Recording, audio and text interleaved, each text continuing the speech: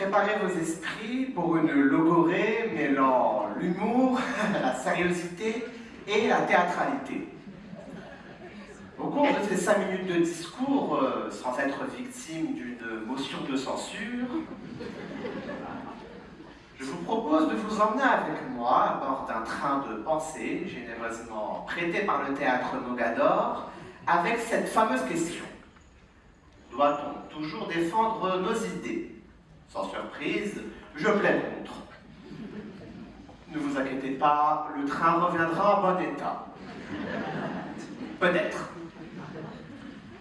Composé de 3 wagons, dotés d'un luxe littéraire digne de ce nom, celui-ci passera par 3 destinations choisies par mes soins. Billet en main, nous voilà transportés en 1990. Ce sera la Grande Gare d'Alger qui nous accueillera pour notre première destination. Une vague de libéralisation sociale prend forme. Ainsi, créons des partis politiques, écrivons, débattons, marchons, puis participons aux élections, que le meilleur gagne. Un formidable élan qui connaîtra un tournant en 1991 avec la victoire législative du Front islamique du Salut. Un parti islamiste qui rejette tout simplement le concept même de démocratie. Celle-ci sera stoppée par l'interruption du processus électoral décidé par l'armée en janvier 1992. Comme le dit le dicton, à situation exceptionnelle, mesures exceptionnelles. En outre, il y eut ici des choix extrêmes qui furent envisagés. La démocratie se joue avec des préceptes. Les respecter serait l'idéal, nous sommes d'accord, mais les contourner a permis de la sauver. Pour défendre nos idées, il faut parfois apprendre à y renoncer. Après ce dilemme propre à nos amis algériens, je vous invite à vous replacer dans vos sièges respectifs.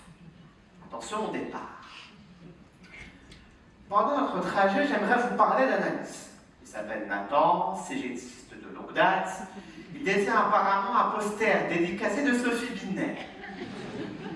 J'en ai un signé des mots de Philippe Croison, pas de jaloux. Justement, hier, il a commandé un McDonald's. Comprenez-le, il a travaillé entre 13h et 23h. Et le lendemain, il commence à 6h, donc il doit bien se restaurer. La cuisine, il n'y a pas de viande, ni même du fromage, ou un bon vin rouge. Mais où est le paradoxe, me direz-vous?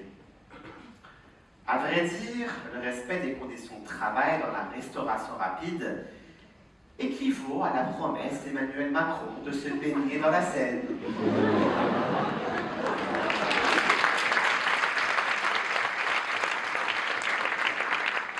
Elle est inexistante, bien sûr. Le syndicalisme reste figé face au capitalisme, tel un match de Roland Garros qui durerait à l'infini, les concessions deviennent mutuelles. L'idéologie se heurte aux nécessités du quotidien, illustrant ainsi le paradoxe d'un militant agissant contre ses propres convictions.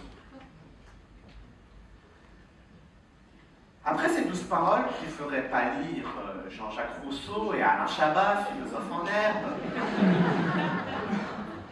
nous aurons bientôt notre fameux repas de famille. Pour notre 3e et dernière destination, nous arrivons à Bordeaux. Mais quel supplice! Entre vos cousins qui réussissent à vous faire céder votre propre smartphone et votre grand-oncle qui considère que le grand remplacement est partout. Moi, je dis, décidément, Salman Shaolin pourrait vous sauver cette situation. Mais dans ce joyeux chaos d'opinion, la question se pose. Faut-il à tout prix ériger notre référence en dogmes familiaux? Ne suffit-il point parfois d'un sourire poli, d'un peu de truffe s'il vous plaît, plutôt que de transformer ce repas en arène idéologique? La sagesse n'est-elle pas de choisir l'harmonie plutôt qu'une vaine victoire héristique? Amis voyageurs, amis voyageuses, je vous annonce que notre notre voyage touche à sa fin. J'espère que celui-ci s'est passé dans les meilleures conditions, que notre esprit fut mobilisé à foison. Quel vœu pieux serait que mes paroles puissent contribuer à la naissance d'un germe de réflexion.